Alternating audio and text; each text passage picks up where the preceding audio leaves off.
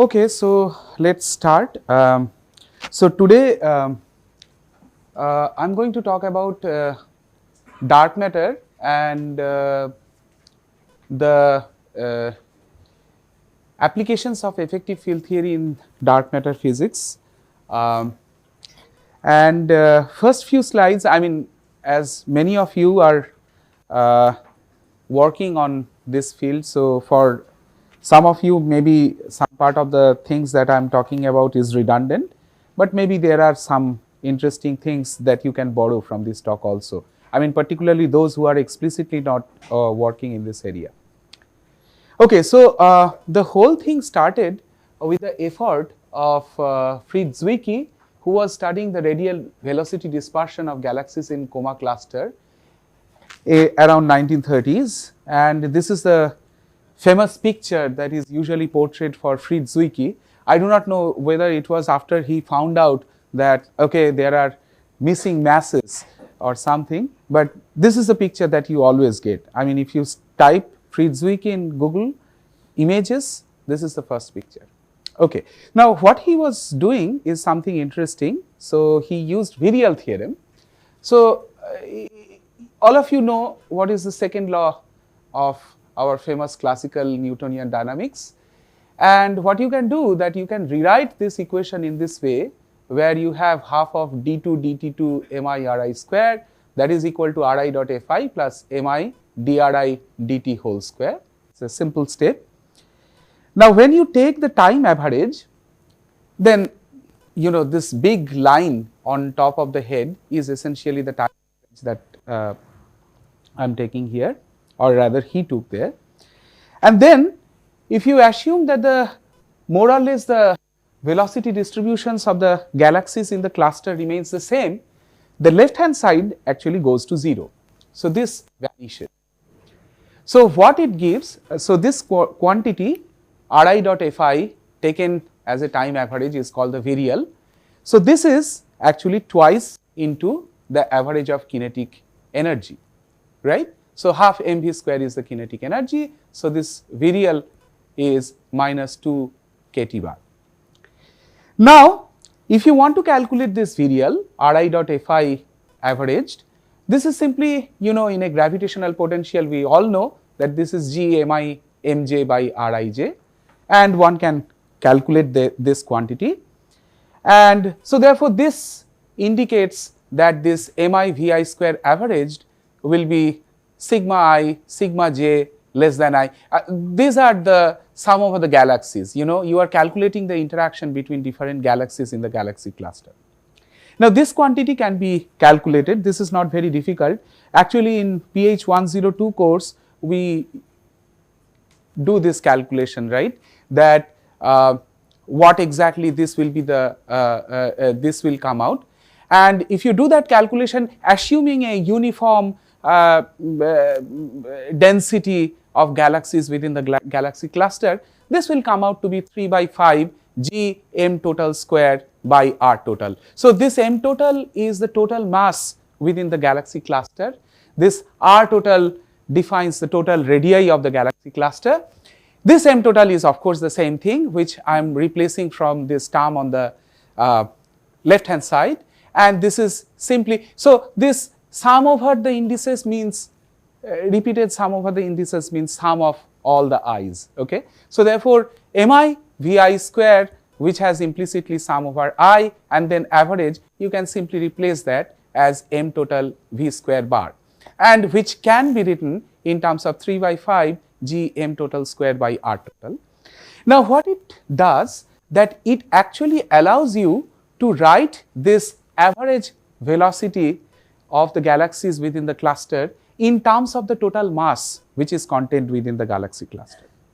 And if you use this v square bar of the order of 10 to the power 15 centimeter square per second square, this is roughly the observed velocity distributions of the galaxies within the cluster along the line of sight. Then you infer what is the m total which is contained within the galaxy cluster just using this relation. And then on the other hand, what you can do, so this is the calculated one, m total, using this relation, which is something like 4.5 into 10 to the power 13 solar mass. Whereas you can also infer what is the total number of galaxies within the galaxy cluster from your observations. And that turns out to be something like 8.5 into 10 to the power 7 solar mass. So clearly these two things were not matching. There is a discrepancy in what you call the missing mass. And this was sort of postulated or attributed to the presence of some non-luminous matter in the galaxy cluster, which he called Dunkel Materie in German. His paper was in German, so not many people actually did read that. But this was the first effort of kind of identify the presence of some non-luminous matter within the galaxy clusters. Followed by this, there were several observations. This was very popular around 1970s. Vera Rubin actually was studying the angular motion of the galaxies in the galactic rotation curves. And this is something that we all know, that when we go from the center of the galaxies to the outside, the rotational velocity should fall off, as this is what is called the Keplerian fall, that V should in principle fall off as you go outside the galaxy cluster. The rotational velocities of the galaxies within the galaxy cluster as you go out. But on the other hand, what was observed was something like this in this green curve. So there is once again a discrepancy between what you have observed and what you sort of infer. Is it because of stepping on the wire here? Okay, I better be careful. Okay. So this was another observation which actually was in favor of postulating the presence of some non-luminous matter. And then there was this observation later around 2006, which was via this Bullett's cluster, where you see the merger of two galaxy clusters. Now this part in the pink was actually the observation, whereas this parts in these two blobs was not observed, but it was inferred from what is called the weak gravitational lensing, which basically says that there is an invisible part of the mass in the galaxy clusters which actually sort of passed by each other without affecting too much. And this was also attributed to the presence of some non-luminous matter in the universe. And there was another support from cosmological observations, that when you look into the anisotropic CM and you infer, you do the simulations to describe this pattern, then there is a very funny thing that happens, that you conclude that your universe has ordinary matter which is only something like 5%. There is a huge amount of dark matter like 26.8%, and there is a big amount of dark energy which is even something more complicated, which we also do not know, which is almost like 70%. And this huge amount of dark matter that is present in the universe is also termed in terms of what is called the relic density. Omega is the cosmological density. This small h is the reduced Hubble constant. This omega h square is of the order of 0.1199 plus minus 0.0022. Now, this inference was drawn by, I think, two successive experiments. One was this WMAP, and then there was Planck, which roughly predicted the numbers in the same ballpark, saying that there is some missing mass in the universe which is present, which we need to worry about. And the inferences, particularly from the cosmological side, was due to this person Peebles, who was awarded with a Nobel Prize in 2019. Now, if there are dark matter particles, then what can be they? First of all, if the particles are dark, then they must be electromagnetic charge neutral. The second thing is that because our observations are actually happening now, so they must be stable. So whenever they were produced in the universe, they have not decayed away, they are present now. So the stability is another aspect which we usually assign, and they must be massive because all these effects that we have seen for the support of their presence are via gravitational effects only. So there are two main mechanisms to produce dark matter. One is what is called the thermal freeze out, and the other what is called non-thermal freeze in. And there are many possible particles that you can think of within this paradigm of thermal freeze out. The one that I will be mostly focusing is what is called weakly interacting massive particle, or WIM. There are efforts like thinking of something like strongly interacting massive particles or same strongly, however this strong interaction does not refer to the interactions with the visible sector but within the dark sector itself. And then there is another way of postulating how the dark matters acquired the correct relic density in the universe by saying that they were not in the thermal bath but they got produced via some feeble interactions out of equilibrium, and that is how they are termed as FIMP, feebly interacting massive particle. And of course, I mean these are some broad characteristics that you have assigned for the dark matter, but if you want to come up with a particle which fits the bill, there are many options that you have. And also in terms of the mass of the dark matter, there is a huge range. I mean where in this region between few hundred GeVs to TeV, but one is always okay to go to the light dark sector or heavy dark sector, I mean depending on what kind of model that you want to consider. So now I will just quickly sketch the process of thermal freeze out.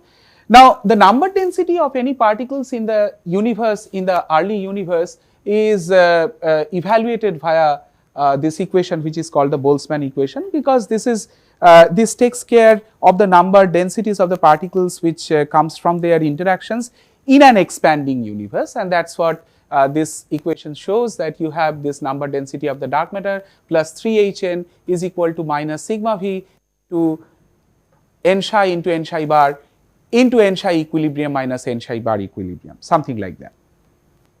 And you do recast them in terms of co-moving volume, you define an yield y which is actually number density by the entropy density, and the variable instead of time in terms of dark matter mass by the temperature of the thermal bath, and then this equation looks like dy dx etc. This 3Hn term actually drops, so this is the one that usually people solve in order to get the relic density or the freeze out point of the dark matter.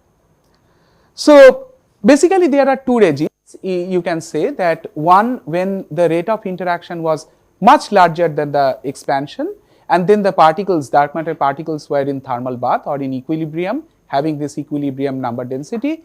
When the rate of interaction falls below the Hubble expansion rate, then there is a freeze out which occurs, and if you solve these equations, there is a generic pattern which is shown via this y versus x curve. So this is the falling distribution, the equilibrium distribution. The dark matter was having the equilibrium distribution at the early universe, and there was one point where it couldn't match up with the expansion and freezes out, and that gives you what is called after the freeze out, it gives you the relic density which you now need to match from the observation of omega h square equal to roughly 0.1. So if you solve the BQ, particularly for this kind of WIMP like cases, very roughly saying this omega h square turns out to be something like 2.4 into 10 to the power minus 10 GeV to the power minus 2 divided by the annihilation cross section of the dark matter to annihilate into the standard model bath. Now this shows something interesting. It says basically that if omega h square has to be, so for this freeze out mechanism to occur for the dark matter freeze out, the relic density is inversely proportional to the annihilation cross section. And the second point is that if you have to get omega h square of the order of 0.1, then you see that this sigma v has to be of the order of 10 to the power minus 11 GeV to the power minus 2. So this number is something that we know, this is the strength of weak interaction. So therefore you say that when the dark matter has roughly the strength of weak interaction cross section with the visible sector, then they give you correct relic density, and this is why this kind of particles are termed after weakly interacting massive particle or WIM. And in the second possibility, I will briefly say that when you have a non-thermal freezing, you basically postulate that the interaction between the dark matter and the thermal was not good enough to keep the dark matter in equilibrium. So therefore, what you have to do, so it follows from the same Boltzmann equation if you wish, and but on that particular case, what you do not have is the reverse process. So you only have the production of dark matter from the thermal bath via scattering or via decay, whatever that you wish. And this produces this kind of a curve. So you start with number densities which are close to 0, and then you slowly accumulate the dark matter number densities as you go along, and at one point of time when the bath of the universe drops below the mass of the dark matter, you cannot produce them more, so then they saturate. So this is the mechanism of what you call the freeze-in mechanism. And unlike the freeze-out, where it is inversely proportional to the annihilation cross-section, the freeze-in mechanism basically suggests that the dark matter number density or the yield is proportional to the production cross-section. So therefore, it is proportional to whatever the feeble interaction strength the dark matter has with the thermal bath. So this is the difference between these two, and roughly once again, if you want to adhere to the correct relic density, the freeze-in basically predicts the coupling of the order of 10 to the power minus 12, where for freeze out you can take this lambda of the order of 1. I mean, this is just a rough sketch.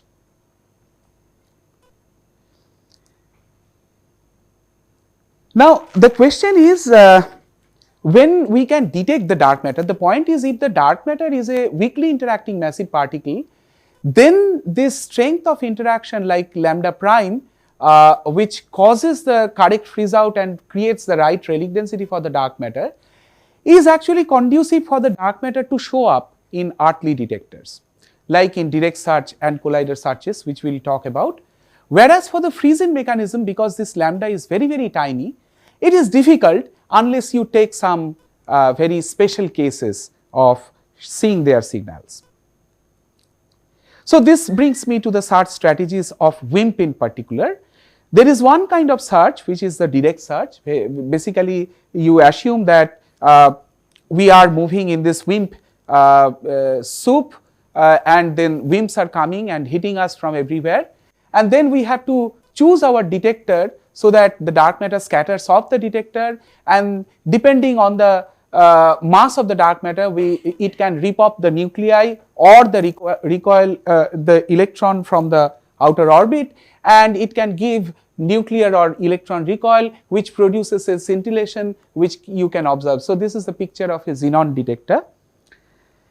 On the other hand, you can also look for dark matters in collider searches. For example, Large Hadron Collider is running, so you can produce the dark matter pairs at the collider due to their interactions with the visible sector.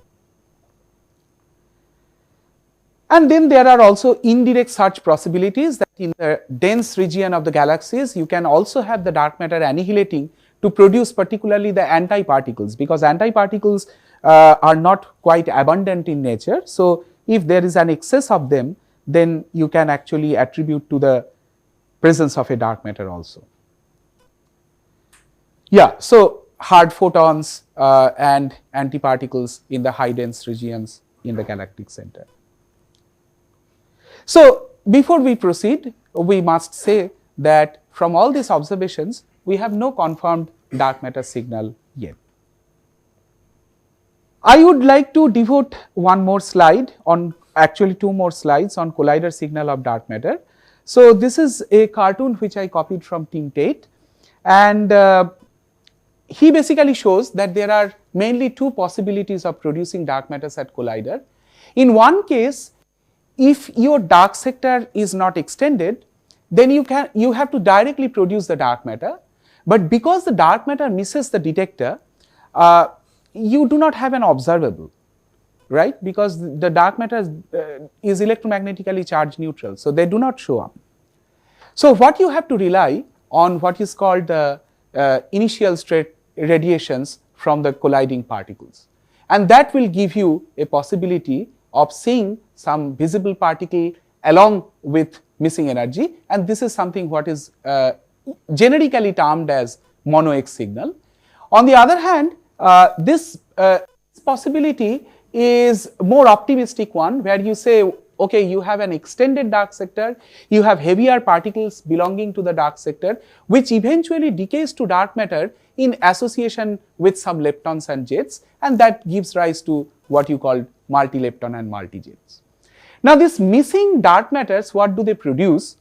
They actually give you some variables by which you can probe their presence in the detector, and one of these is called the missing transverse momentum. I will explain that in the next slide. So, missing transverse momentum is essentially defined by the transverse momentum, or rather sum of, so this lepton, jets or photons, whatever that are there, if you take the summation over the x component of their momentum, square it, do the same for the y component of them and take a square root. This is what defines the missing transverse momentum. Although very commonly people say this to be a missing transverse energy, but as you can see that it is in principle a momentum.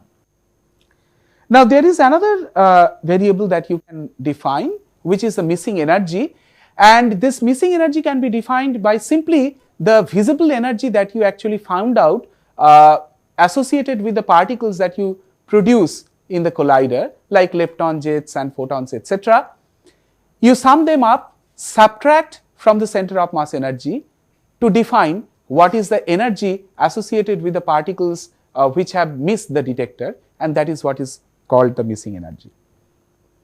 And you can also define a missing mass, so which is like sum over I pi in the initial state minus sum over f pf, the particles which are visible produced in the final state. Do take a square of that, and that is what is attributed to be missing mass square. So, these are the key variables that you can actually assign to see the presence of a dark matter in the detector.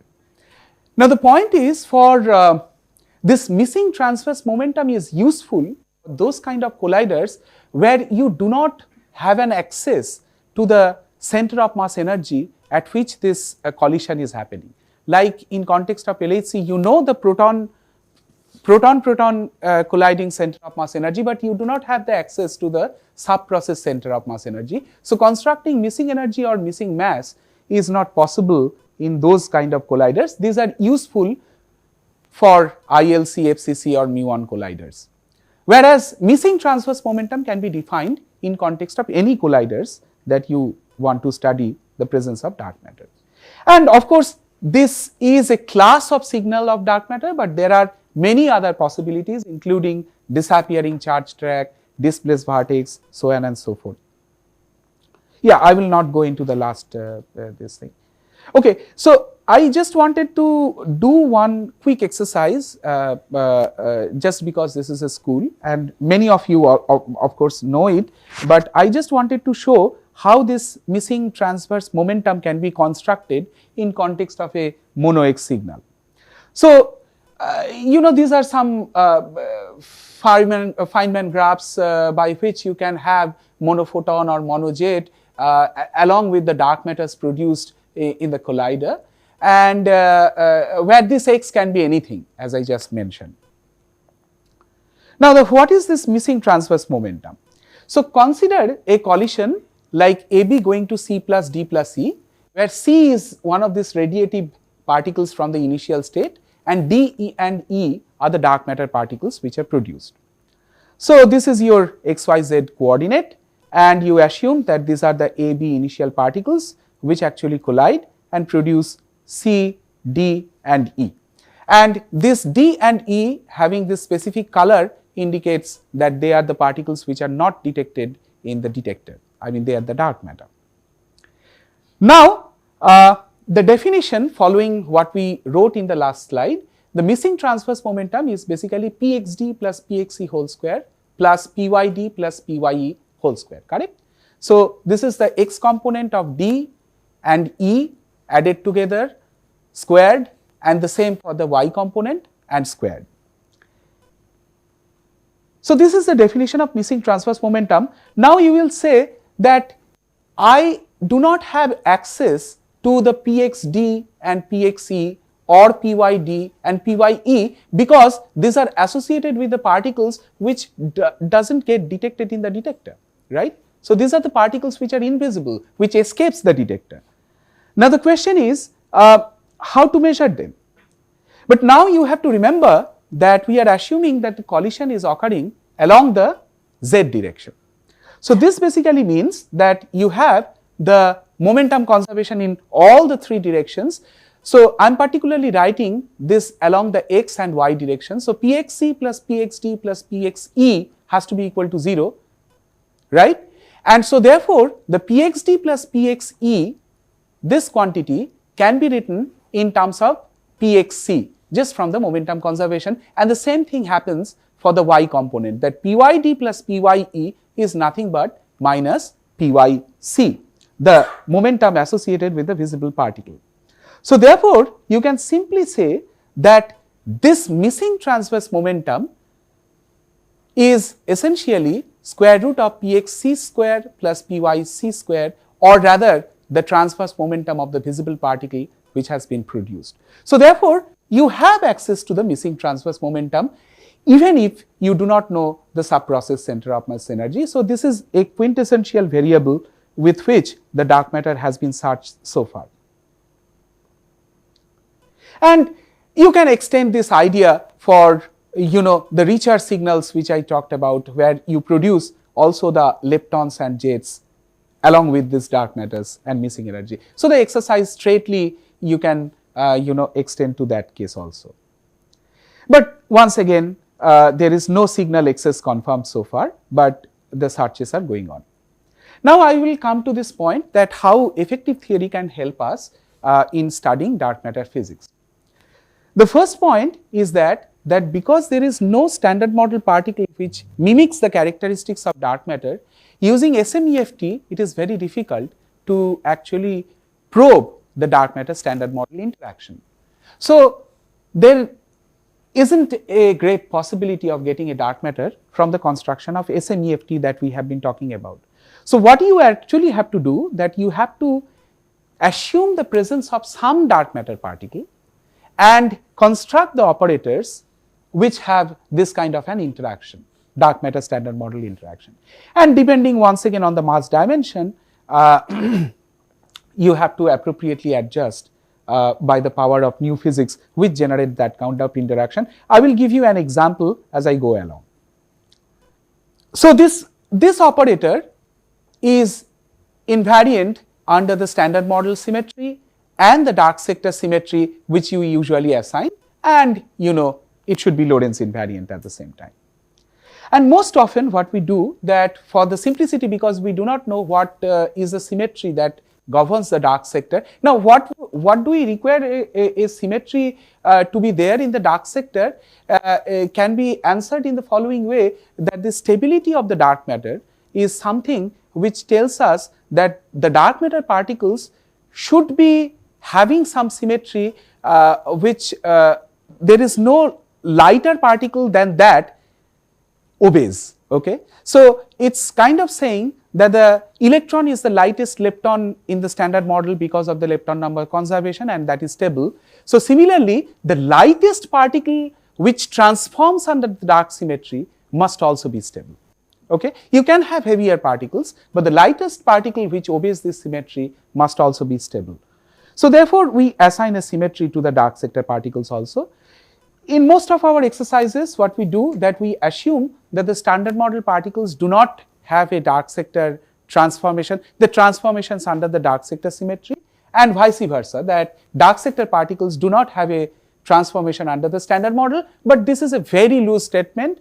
You can construct n number of possibilities where this violates this particular simplified assumption. So in general, you say that what we are interested in is actually in this dark matter standard model interaction, because that governs the freeze out and gives rise to the relic density associated with the dark matter, whereas at the same time that also dictates the detectability of the dark matter in earthly experiments which people are looking into. So let's talk about the simplest operator that can give you an interaction between the dark matter and the standard model. So the first thing that we have to think that whether we can write a renormalizable interaction at dimension 4.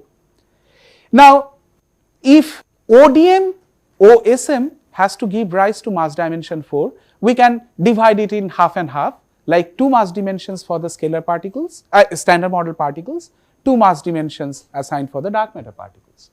So there are only 2 standard model gauge invariant operators which are of mass dimension 2, and that one is h dagger h or phi dagger phi in our previous notation, where this phi or h is our standard model Higgs isodoublet, and then other guy is this B mu nu, which is the U1 hypercharge field strength tensor.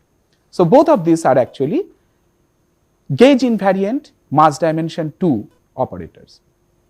So the simplest way that you can write a dark matter standard model interaction is by stitching a scalar like phi and say that this is h dagger h phi square.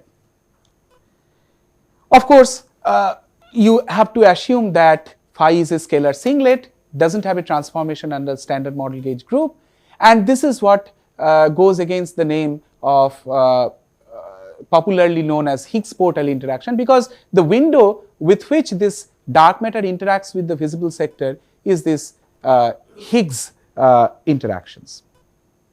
And the phi is a dark matter, provided of course it possesses no electromagnetic charge. Once you remember that famous equation that we wrote, that Q is equal to T3 plus Y. So therefore, if you have the dark matter which is an isosinglet, there is T3 is equal to 0. So the simplest thing that you have to do is to assign a 0 hypercharge to the phi. And then that gives you a viable Lagrangian. Now one more thing that you want to do here, that you assign a Z2 symmetry for the dark matter, under which phi goes to minus phi, and then you have a Lagrangian. So then you can say, okay, I allow phi square h dagger h, but in that same process I cannot write a term like phi h dagger h. This is disallowed by the Z2 symmetry, and this also forbids the decay of the dark matter into the standard model particles. Okay, and then you have the Lagrangian and a model for a dark matter particle to give rise to the right Rayleigh density. Now you can extend this whole idea to operators beyond dimension 4, and once again here the GSM that you assume is the standard model gauge group, and this is the list of operators which I am copying from Hose's paper, and he is going to perhaps talk a little bit more on this part. Here once again, because I am copy pasting, so never mind, I mean this notations. This mod phi square, this small phi that you see is actually the dark matter. This capital phi is the Higgs isodoublet, okay, and this is the operator that we just talked about, okay. And similarly in dimension 5 you can have this phi square with a cyber psi. So this opposite, yeah, this is the isodoublet. The small phi's are the standard model isodoublet. This capital phi is, because they are bold, they are dark matter, they are more darker, yeah. So, and this size, for example here, they are also, yeah, this is an example of a fermion isosinglet. You also assume a fermion, but cyber psi has a mass dimension 3. So cyber psi mod phi square is also an example of Higgs portal interaction via a fermion dark matter, but that has to be suppressed by a scale of lambda. Then you can say, okay, all right, I want my dark matter to be stabilized not under a Z2 but under a Z3. So therefore I can have a term which is like phi cube, okay, and so therefore I can have an operator which is like phi cube mod of phi square. So this is also an example of dimension 5 effective integral. Yeah. Vector like fermions, yeah, singlet under standard model and so on. Yeah. They do not have any transformation under the standard model anyway. No, but from the priority point of view. Yeah, exactly. Yeah. Correct, correct. Are there experimental constraints on if dark matter can be scalar or spinor or tensor? No. But if we go beyond scalar, then for spinor it will be 3 by 2 mass dimension. Exactly. That's what I was saying. That If you want to keep standard model fields, then you have to go above 6 times. no. It's in dimension 5. So why do you have to go to mass dimension 6? Psi bar psi mod phi square is an allowed term, which has mass dimension 5. Mod phi square is your h dagger h. And you stitch a psi bar psi as, it's a vector like fermion, singlet under standard model, 0 hypercharge, stability is ensured because you want psi to transform like minus psi under Z2, you are done. Whether this is phenomenologically viable, it's a different question. Now, I can give you examples where you can write renormalizable interaction with a fermion dark matter, but that will require more field. If you just have one fermion dark matter transforming under a Z2, this is the simplest operator that you can write. And similarly, you can go through this list and find out the, other interesting operators. I will talk about one possibility. So remember, I introduced this B mu nu as one of the gauge invariant, standard model gauge invariant mass dimension 2 operator, right? But the problem is that because it has Lorentz indices, you at least require one x mu nu to actually cancel or rather nullify those indices or make it Lorentz invariant, so to say.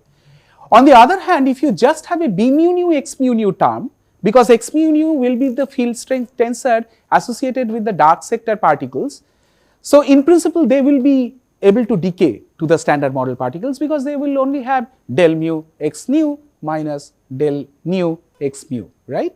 So they will actually have a mixing or decay with the standard model particles. So therefore, it is necessary that if you want to identify a vector boson dark matter in the simplest possibility, then you require another scalar at least, heavy scalar belonging to the dark sector, which has same transformation under the Z2, so that x mu nu phi is actually an invariant under Z2, and together B mu nu x mu nu phi is a GSM Z2 symmetric Lagrangian.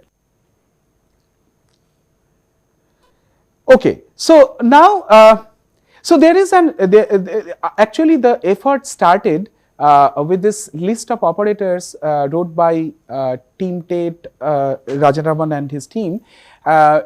So where they identified all these operators, assuming that the governing symmetry is not the full standard model bus, but actually the SU3C cross U1 electromagnetic, and these are not very difficult to construct. I mean, because you just have to worry about the electromagnetic charges associated with them. You don't have to worry about whether they are left-handed doublets, right-handed singlets, so on and so forth. So this exercise was done by them, and yeah, similarly for scalars, for fermions, for vector bosons, they actually wrote this kind of possibilities. Now, there is also an example of what you call the EFT to standard model approach. Suppose you have an operator, then you can also have a new physics which Joydeep also talked about in great details, like you can identify a full-fledged UV complete model which can generate that kind of an effective interaction that you are writing within the standard model, within the DMA-EFT framework. For example, you consider this operator like chi bar gamma mu chi, q bar gamma mu q, okay? And what you can do, that you can actually assume the presence of a heavy vector boson which couples to both your quark sector as well as to your dark matter sector, and that can generate this kind of effective operator, and you can say, well, I am at energy scales which is much lower than this x mu, so therefore I can generate these effective interactions, okay? And you can also set a limit on the scale of lambda to be greater than m chi by 2 pi if you assume the perturbativity of these two vertices like g chi gq is less than equal to 4 pi square, then there is a limit that you can set that it must be at least greater than equal to m chi by 2 pi. All right. So, while people actually talk about the effective operators, people also talk about the simplified models, assuming a mediator which mediates the interaction between the dark matter and the standard model vortices. Now, I would just briefly like to talk about some of these fermionic dark matter operators. So, I just inflated one of those terms like J mu SM, J mu dark, which I wrote in the first slide from Jose's paper, and that will generate this kind of interaction. Like you can have chi bar gamma mu chi, L bar gamma mu L, gamma mu gamma 5, blah, blah, gamma mu gamma 5, gamma mu gamma 5, gamma mu gamma 5. So, these are the lepton doublets that you have in the standard model, and these are the dark matters for you. Okay? And interestingly, this is something that you can actually, because we have defined what is Majorana and what is Dirac, so you can actually show that this kind of operators pertains to Majorana dark matter. And without assuming okay, so this is a comment, like for example, if you are interested in probing fermionic dark matter effective operators interacting with the visible sector, then in principle you should take all the operators together and do your analysis. So, I will just briefly talk about how to calculate the annihilation cross section, because suppose you have this operator like chi bar gamma mu chi, q bar gamma mu q, and then you can simply write the Feynman amplitude to be something like, if you follow this notation, this is VB bar gamma mu UA. This is a contact interaction. This is the simplest matrix element that you can assign to the presence of this kind of operator, which is of course suppressed by 1 by lambda square. And once you have that, you can do the matrix element squared and do plug in into the expressions of sigma v. Remember that here the center of mass energy has this v square by 4. So, 1 minus v square by 4 sitting downstairs, which will give you, when you write it fully, the sigma v, the annihilation cross section having terms proportional to v square also. There are terms without the v square also, and that is what is called the S wave contribution, but there are P wave contributions coming from this v square dependence, where v is roughly the relative velocity between the dark matter components. And then you can compute the corresponding relic density by taking the inverse of that and satisfying them to the observed relic density. You can use the same technique to compute the direct search cross section also. What you have to do, that you have to rotate this diagram clockwise. So, then you have the direct search graph, like this your chi is scattering off your detector, right, your quarks. And then you can simply replace your moment like PA going to minus PA, PD to PC, PD going to minus PD. And once you do that, you can find out the spin independent cross section which comes out in this particular format. Now, there are some form factors associated with that for sure, and this particularly this dq, this small dq and capital dq, this will be now proportional to 1 by lambda square, because this is coming from the effective interaction. So, this part is a matter of little details, this is not very obvious and simple, but the matrix element square you can simply calculate via this process. Then you have to fold with appropriate form factors and so on to get into the dark matter nucleon level cross section, and then you match with your experimental observations and put limits on the dark matter standard model interactions. Yeah. And also, well, people talk about this spin independent and spin dependent cross section. There is one point to remember, that whenever the dark matter nucleon level cross sections can add coherently to the nuclear level, that is what is called the spin independent interaction. If there are spin dependent effects, then you cannot add them coherently. Okay? So, that is why the spin dependent interaction cross sections are way lessly constrained than the spin independent interaction cross sections. So, these are details that you can actually look into. There is one example which I thought that I will point out, given that Jose mentioned the renormalization group running of the Wilson coefficients. So, this is one example. For example, you assume that your dark matters do not talk to quarks and only talks to leptons. But then what about the direct search possibility of such dark matters? The answer is it can still produce the non-zero Wilson coefficients with the quarks when you run down them from the scale of Rayleigh density, where you assume the dark matter is annihilating to produce, to produce standard model stuff and freezing out. From that scale, if you assume that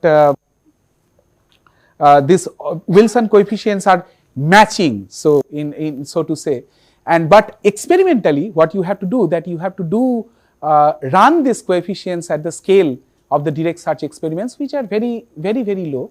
Then this renormalization group running actually comes into play. So I do not want to bother you with these expressions and so on, but this is something that people have done very elaborately. Now, if you do this simulations at the collider, so now as I said that you have two dark matters produced at the collider, and then you cannot simply produce the dark matters. You have to have a recoiling photon, Z, W, whatever, and with that you construct these variables like missing energy or missing transverse momentum or missing mass, the three variables that I talked about. Specifically for this particular vector like interaction operators, you see this kind of distribution. Once again, what bothers you is not the signal but the background, because you have a similar signal which is like mono X plus missing energy produced by E plus E minus to nu bar with a photon radiated from the initial state. So this exactly mimics that monophoton plus missing energy coming from the standard model, which has way more interaction cross section than the dark matter signal.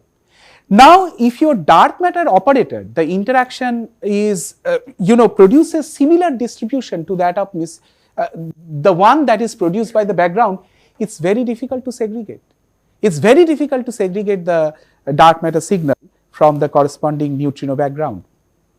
And here actually we put some efforts to identify a signal for two dark matter components to be present. The point is, once again, this peak in the missing energy or missing transverse momentum distribution is actually subject to, if you have extended dark sector, then this depends on the dark matter mass, the splitting of the parent particles that you produced of that one with the dark matter mass, as well as with the Lorentz structure with which the dark matter interacts. So the basic point is that if you have then two dark matter sectors which are producing two different peaks at two different places, then the combined distribution may show a hump-like structure and can give rise to a hint that maybe you have more than one dark matter component present in the universe. Once again, this has to be taken with the fact that this can be camouflaged with one dark matter signal and the standard model background.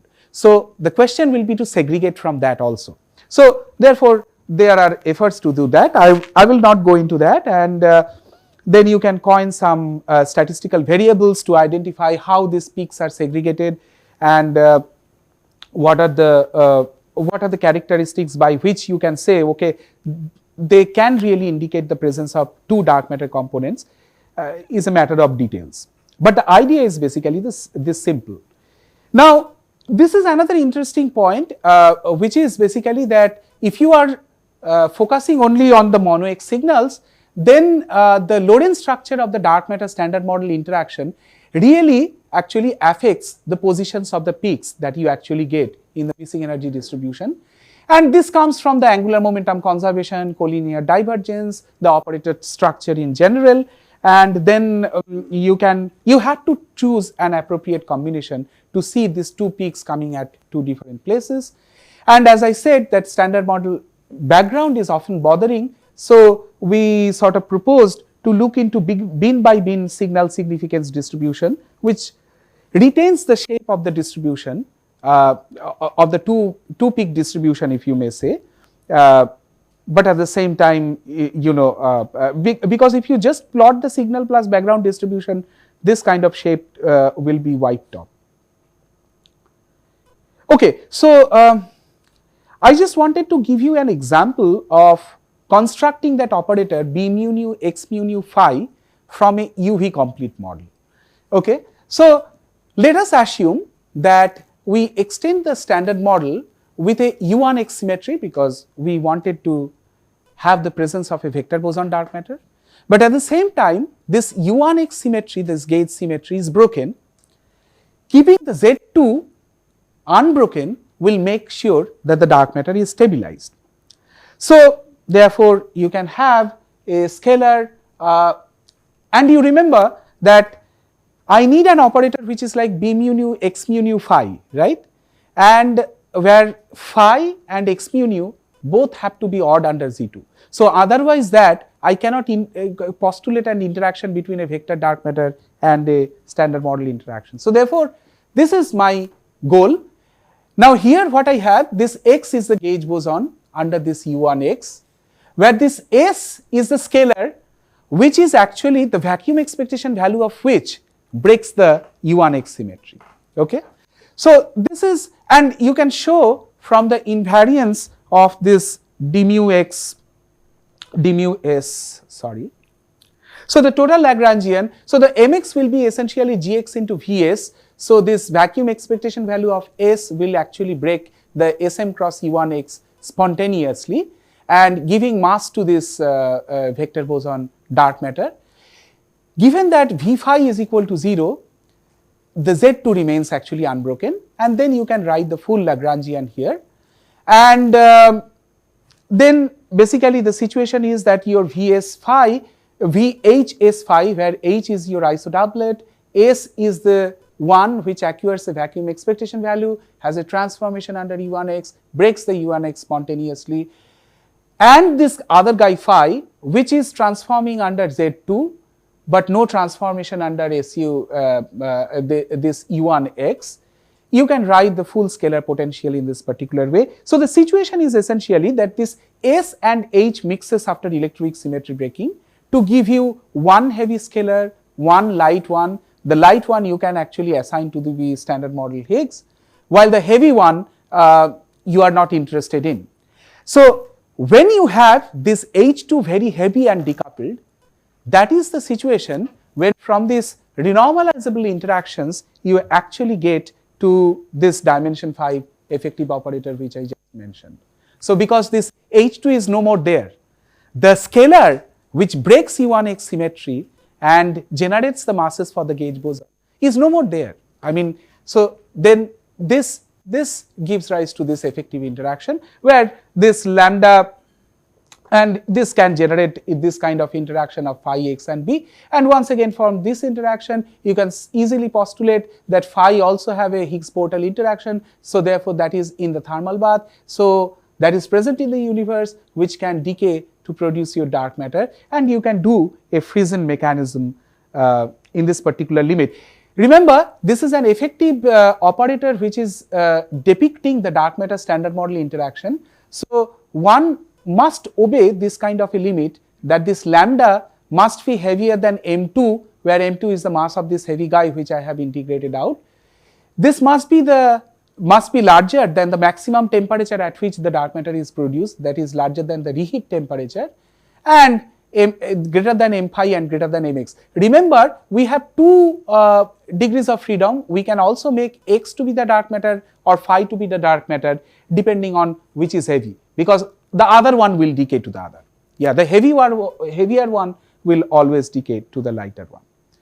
So this gives you a possibility of looking into what is called the UV kind of a Friesen, where it's not slowly accumulated, the dark matter number density not slowly saturates, but it is actually saturated at the very high temperature, and this is a common feature with most of the effective operators giving rise to the dark matter relic density. So this is also a interesting point. So I think I will be finishing now, and before I finish I would like to point some of these issues, like when we are doing this dark matter EFT direct search, then this running of the corresponding Wilson coefficients may play an important role. The other point which I didn't talk about is actually the validity of the DMEFT in context of LHC. You remember in yesterday's lecture, we talked about that the validity of an EFT framework in context of LHC solely determined by the fact whether the invariant mass of the final state that you cook up is less than the scale of the new physics that you choose to expand the theory upon, right? Because otherwise, if it violates the effective theory limit, then there is no point in doing that. The problem here is that when you produce two dark matters at the collider, like say for example LHC, there is no way that you can actually cook up the invariant mass of the final state, right? So therefore, adhering to the effective theory limit for dark matter interaction or dark matter production at LHC is a difficult job. Now people do it in different ways, saying, okay, let's assume I produce them, only half of it actually contributes to the final signal. But excepting for doing some hand waving arguments, you cannot do it. There is no problem in addressing the ZH production with the standard model plus effective operator contribution, because you have two visible final state particles produced. You can construct the invariant mass, you can obey the effective theory limit. But for the dark matter production, it's difficult to do an effective theory in context of LHC. There are caveats to that, but that's one of the main points, one of the points that I just wanted to mention. So on the other hand, in colliders like future prospects like ILC or FCC, you have the full access of the center of mass. You know the center of mass energy. So therefore, you know whether you are adhering to the effective theory limit or not. Okay, so with that I will finish. Questions?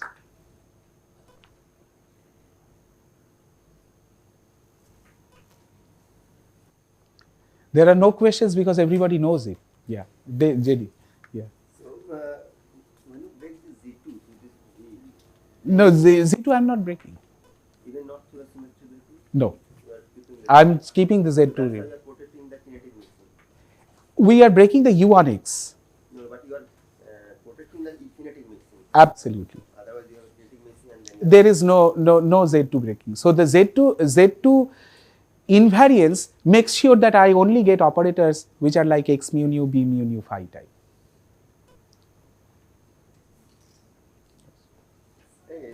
sorry. Yeah, go ahead. Maybe I take up the following question and then from you. So last comment that you were making about the these caveats regarding this LHC, I think probably it would be safe to have and that how much pattern momentum maximize you can have in the LHC. Yeah. And that could give a at least safe limit for the choice of lambda. Yes, you can always take the lambda to be higher than 14 TeV, then anyway you are doomed because the production cross section will be 0. So that's the caveat. Yeah, I mean it will be very, very small. So you can take that limit that your lambda is as heavy as 14 TeV, but then practically the cross section is so low, then it is very difficult to do any realistic phenomenology. Yeah. Sir, first of all, thank you for such a wonderful talk. Oh my goodness! Thank you so much. I thought that deadly silence means that it was all obscure. Yeah. Okay. Sir, can you please go to the slide annihilation cross section? Okay.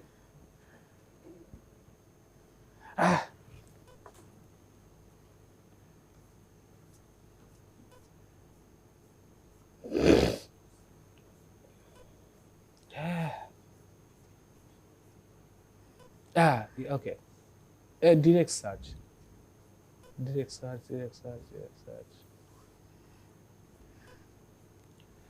Annihilation cross section.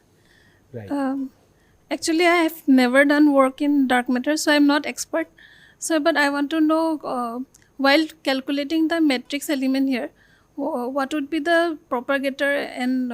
there is no propagator because it's an effective Well, there is no propagator because we are doing an effective theory, but in principle, you take the simplified model which I talked about. Like you have this dark matter scattering, this one. If you are not happy with this guy, you take a simplified model. There is a propagator. So does it always have to be in S channel or can it be? It can be T channel.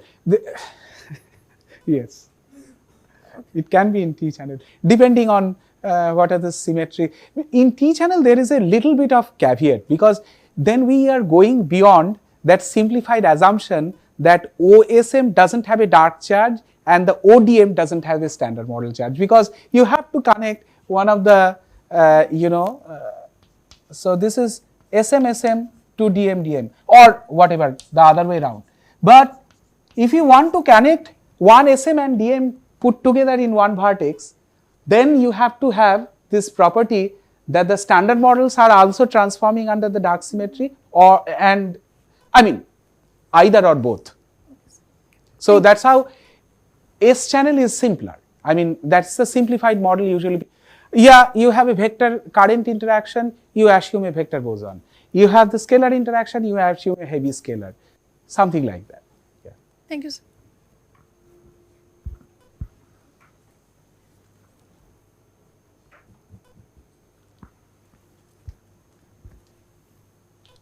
It's not necessary that you have to ask questions. We can also break for lunch.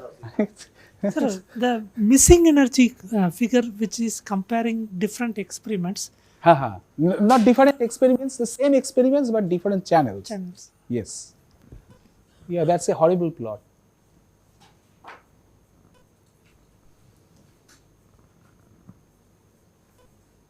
Yeah, this one. No. I just asked simple question like ILC. You said missing energy can be easily measured comparing to the LHC. In LHC, you cannot measure missing energy, but you can measure missing transverse momentum. That was my precise statement. And the second thing is that I don't know very well how to do a phenomenology of dark matter effective operators in context of LHC, because of my nervousness that I cannot construct the invariant mass of the final state particles. But you can ask your question. No, you want to comment on any other experiments? Any other experiments for dark matter detection? Yeah, because if you know the missing energy, you can probe it, the studies very easily. True, I mean, but we have the currently running machine is LHC, where the missing energy and missing transverse momentum, they are similar. There is only one difference: in the missing energy, the information of dark matter also goes, dark matter mass, I'm sorry. In the construction of missing energy, because it is square root of S minus sum of the energies of the visible final state particles, so the information of dark matter mass is tacitly embedded in the construction of missing energy, but which is not directly present in the construction of missing transverse momentum. So therefore, if you want to extract, I mean, if you do a simple exercise, you take the same dark matter operator with 3 different dark matter masses, plot their missing energy distribution. You will see that the peaks are slightly different. In context of ILC, as you can see here, the endpoints of this missing energy distribution, E gamma is missing energy essentially, because it's essentially square root of S minus E gamma. So there is a information hidden of the dark matter mass in the endpoint of the spectrum. Okay, but if you plot the missing transverse momentum, they are overlapping. So missing transverse momentum actually carries the signal of dark matter, but it is not conducive of differentiating between different dark matter masses coming into the production. If that answers your question. Yeah. Following to that one, the missing energy from B decay, that is when to take the first measurement, right? On this B2K nu bar. So anything to do with that? I don't know. Can you postulate about the presence of dark matter via that? I think Lipika, where is Lipika? Yeah, here she is. She is an expert on that. I think they are doing all kinds of this. Lipika, are you right? In saying that you can postulate the presence of dark matter. Microphone to her. I'm not an expert, but she is.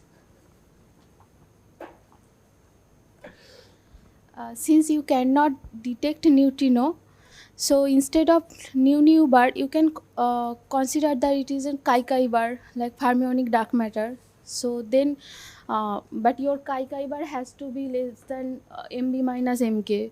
So you can take it as a dark matter, but And then you have to construct appropriate models which will actually give rise to that that interaction, fermionic dark fermionic interaction. And I think there is a series of papers by Soumitra and his collaborators where they were trying to construct these effective operators. He will talk about that in one of the guest lectures, and also, you know, postulate that this missing energy that you actually see in the flavor decays that can have a dark matter present. It has to be very light dark matter, right? Yes, yes. Yeah, okay. I don't. Because B is Yeah, chi bar has to be less than 3 GeV.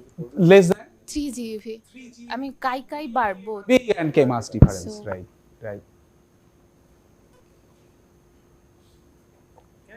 Yeah, sure. So in the beginning, you talked about realization.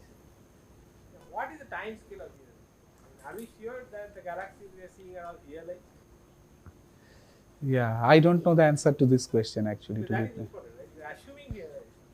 What is the time scale? Yeah, that's I don't know. I mean, what is the time scale? I don't know. I mean, yeah, that's true. That what is the time scale of virialization? Yeah, I mean, you are taking a time average, but about what? Yeah. And how do we make sure? How do you make sure that that is there virialized? I don't know. I don't know. I mean, in case you know, you can answer. Yeah, that's. Sir, regarding the T channel, can we not have Higgs goes to dark matter and the propagator is the dark matter itself? Then You mean that you can have something like this? You are producing dark matter for sure. So you have okay. So you want to have this one. we do The not two need dark matter additional with one. charge. Yeah, because if you couple it to H dagger H, then it's a possibility. Yeah. So I'm sorry, I gave you a wrong answer, which was corrected by Ovik. You can have a T channel interaction just via H dagger H itself. I mean, because see, H dagger H, when you expand with in the unitary gauge that we talked about, like H plus V whole square, then you also have a term H dagger H, and then like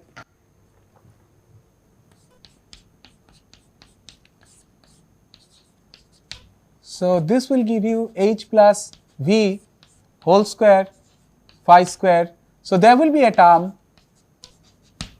phi square H, and you are saying that this is your phi, this propagator is also phi. Yeah, this is possible. Yeah.